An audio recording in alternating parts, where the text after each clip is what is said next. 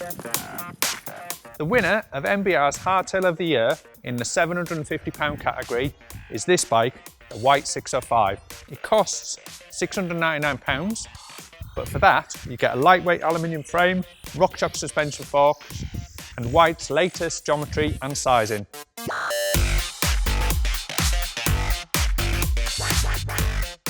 The shape of the 605 is not quite as contemporary as Whyte's more expensive trail hardtails, but it still gets the characteristic short stem and long top tube.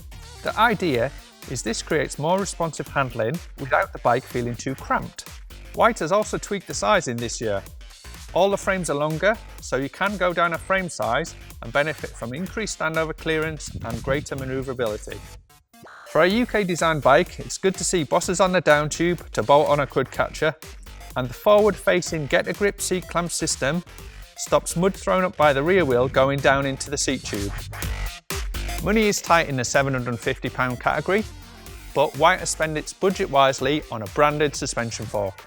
The RockShox XC30 only has 100mm of travel.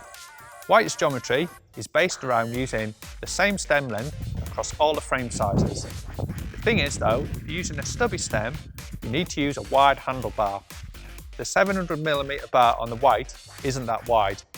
Whyte says it is, but we reckon this bike would be better with a 750. What the wider bar does is it makes the bikes more stable because your hands are wider apart. It's also a longer lever, so you have more control, and a wider bar flexes more, which is a good thing because it's more comfortable.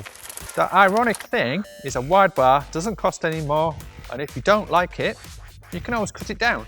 There are a few compromises on the bike, like the cheap square taper crankset and 9-speed gearing, but to be fair, these parts are relatively easy to replace when they wear out. Like most of the £750 hardtails, the Whyte 605 needs careful handling on the steep stuff.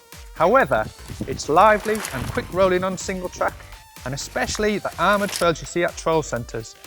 There's also plenty of vertical compliance in the frame to take the sting out of the bigger hits, but the bike is still responsive and agile on the climbs. The Whyte 605 is an amazing bike for £750, but you may have noticed it only scored 9 out of 10. Could it get 10 out of 10?